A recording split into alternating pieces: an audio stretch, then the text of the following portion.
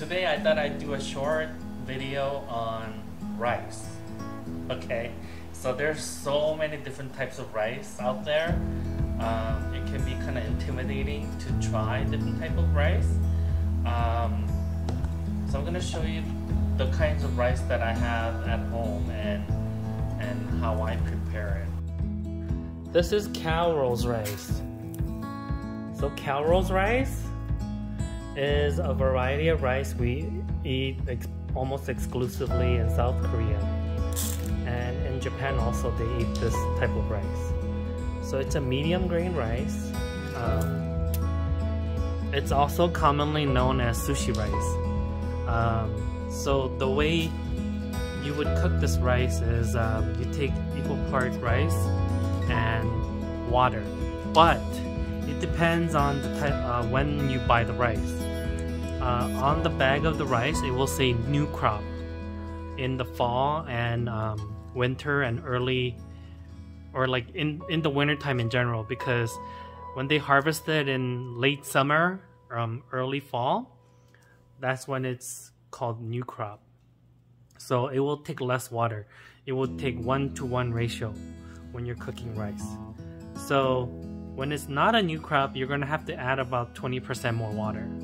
So if you're cooking a cup of water, 20% of that, 16 tablespoons is in 1 cup, so about 3 more tablespoons of water. 3 more tablespoons is about a little more than a 1/4 cup. So this is also called chapsal in Korean. Chapsal, and then in Japanese is called mochi rice. So this cooks up very sticky, even stickier than our sushi rice. So even stickier than sushi rice. When you cook this, you don't cook it like you do with regular Calrose rice. Sometimes my mom would mix the two. The ratio will be like 2 Calrose rice to 1 part chapsal, the sweet rice. But the sweet rice, normally, if you ever had dim sum, have you had the what do you call it? The Chinese, the one with the lotus leaf or banana leaf with the sweet rice inside. The super sticky, and it's like so it's so good. And usually there's meat in it, like some barbecue pork or some type of meat in there, and then it's wrapped in the banana leaf and it's steamed. So that's what they use. This is the rice that they usually use. So I bought this from the Thai market in LA. There's a huge market called LAX-C, LAX/C. That's in right by Chinatown. It's off of Chinatown. And so this has a really fragrant smell. It smells like jasmine rice, but this is a brown rice. So this one will not. When you cook brown rice, you don't cook it like normal rice in a pot like that with 1-to-1 ratio. Normally with the brown rice, you're gonna need to simmer it in about 4 times the amount of water. So you're basically trying to soften up the outside of the what makes brown rice is that they leave the outer hull intact. So that's mostly fiber. And so if you don't want to use 4-to-1 ratio of water and you don't want to cook it for a long time, another option is if you soak this rice overnight, you can kind of cook it like regular Calrose rice. Then we have Thai red rice. This is a sticky rice or glutinous rice, but it does have the outer hull is there's more fiber out there, kind of almost like brown rice. So I would treat this just like brown rice. Either soak it overnight or use 4-to-1 ratio of water, and you're gonna have to cook it until most of the water evaporates on a simmer low heat. Okay, then we have Thai red rice. I don't know why it's called cargo rice, but this has a really nice nutty flavor to it. I also bought this at the Laxi, the Thai market. I love this rice. It just adds really nice flavor to the rice when I'm cooking it in the mixed rice. Then we have basmati rice. So this is an Indian rice. The smell is really, oh my god. Jasmine rice is usually from Thailand, and then basmati rice is Indian, and it has really fragrant smell. And this one I cook 1-to-1 ratio also. Then we have we have one more rice, 2 more rices after this. So the one we're gonna talk about next is just brown rice. This is a medium grain. This is Calrose rice before the outer bran has been taken out, or the outer fiber. So yeah, this, you're gonna cook it like I told you, 4-to-1 ratio. And then we have barley rice. So the barley rice, the Koreans made it into a form like this so that you can cook it like it's rice. They took out a lot of the outer starch. So in the olden time, when South Korea was like still third world country, maybe about 45-50 years ago, the country folks all ate barley rice because it was really inexpensive, and because a lot of them couldn't afford to eat white rice, maybe on special occasions, but yeah, most people ate the barley rice. And who knew that that's actually healthier than the regular white rice, because the barley rice is a lot of fiber. So when you eat this barley rice, make sure you're not gonna go out for a while, because you're gonna be really gassy and going to the bathroom often. So and here I have all my rices mixed up. So when I usually cook this rice, I not only soak it and overnight or maybe a few hours ahead, but I cook it in a pressure rice cooker.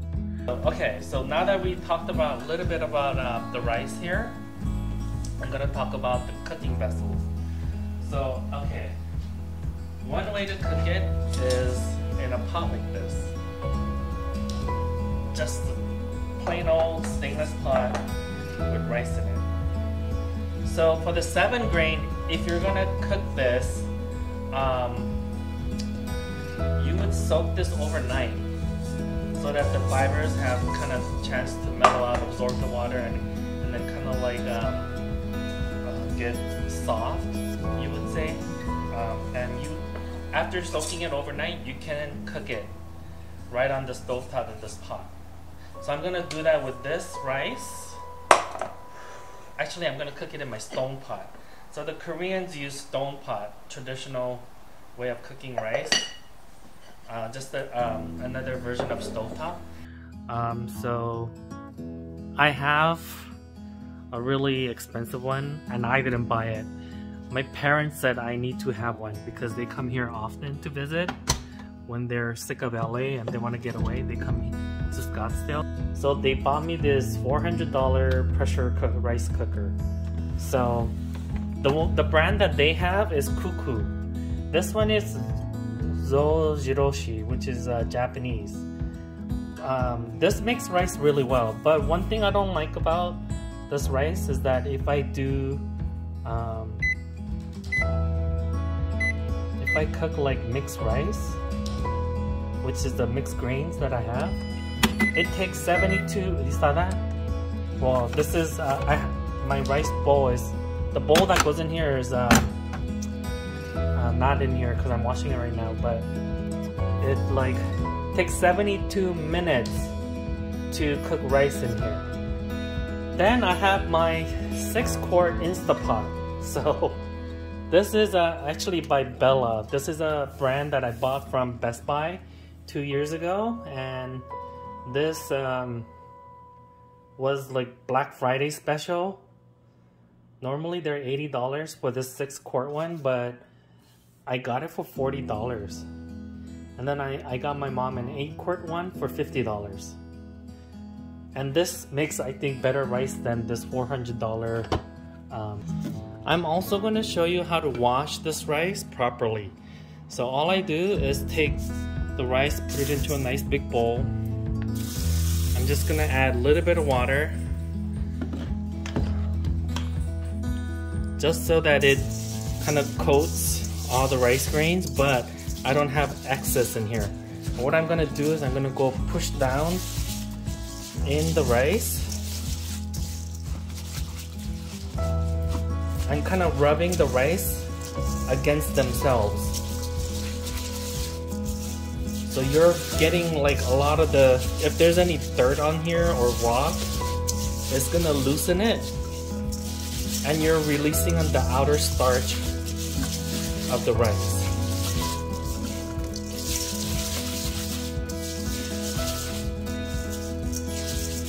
So rigorously,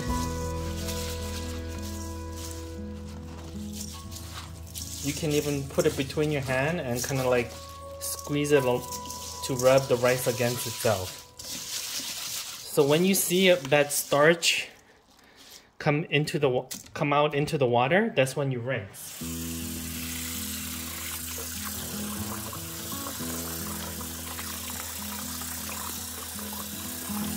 Add enough water, then you're going to strain.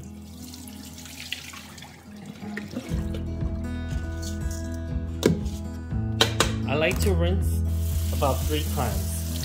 So if you do a bigger batch of rice, you might have to rinse it longer, but since I have this little amount, it's already clear in like two pass through. So at this point, I drain all the water out, and then I would measure out the water. So since I have 2 cups of rice in here, then I would take, add 2 cups of water.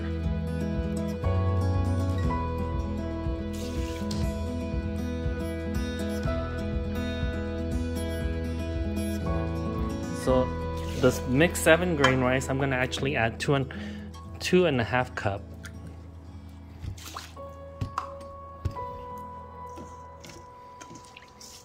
Okay, so this is gonna go into my rice cooker, and then I'll see you back when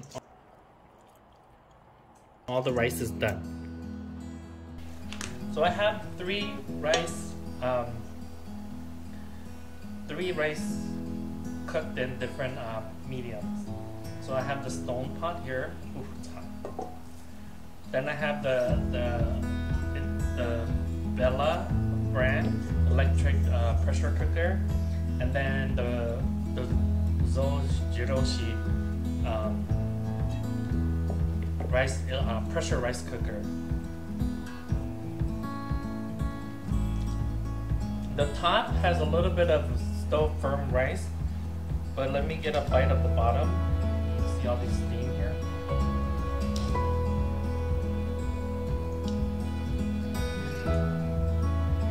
The bottom is a lot softer.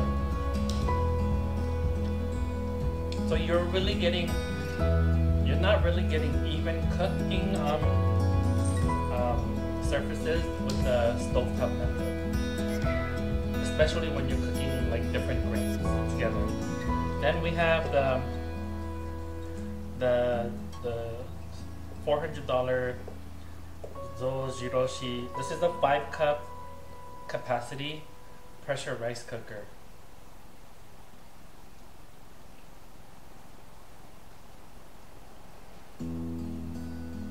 It has almost the same texture as the top of the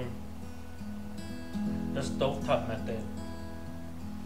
And I actually pressed the mixed rice in the menu. There's also another option called soft rice. So I think if I press the soft, it would have come out a little softer. Then we have,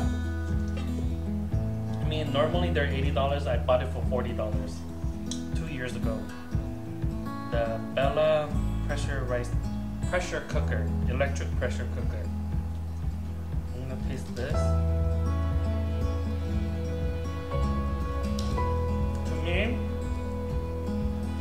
this one cooked the best. It's very soft. There's no hardness to it.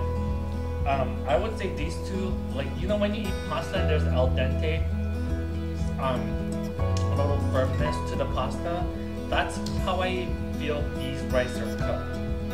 So if I didn't have this, I would be perfectly happy eating these two rice. But now that I have this, I don't think I can eat these two right next to it. So I mean, and this one also had 12 cup capacity, 5 cup capacity, and this pot only can handle 2 cup. I mean, you can use a stainless steel pan too, but it's more even cooked in the pressure cooker. But this cheap, I wouldn't say cheap, cheaper electric pressure cooker actually cooked rice better than this $400 Japanese rice cooker, in my opinion. And this only took 20 minutes. This one took 72 minutes. This one took about half an hour in the stove pot, in the stone pot. So that's what I think about the rices in front of me. I mean,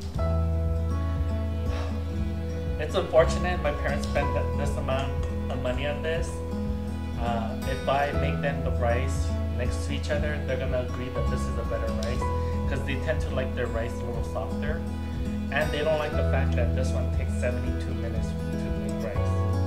So I'm gonna have rice for weeks. I cooked 2 cups each, that's 6 cups, and they expanded into 4 cups. So I have 12 cups of rice here.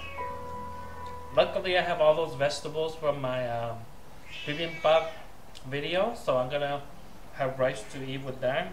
But I can't eat it all now, so I'm gonna let these cool, put them into my quart-sized Ziploc bags. I put it into the freezer, and then when I need rice, I'll just take it out, either microwave it or put it into a stone pot with a little bit of water, and steam it back up into temperature. So I hope you found this video informative. Press the like button and subscribe if you haven't already, and share it with all your friends and family, and let me know what you thought about the video. Anyways, thank you for watching, and until next time, I'll see you again. Bye bye.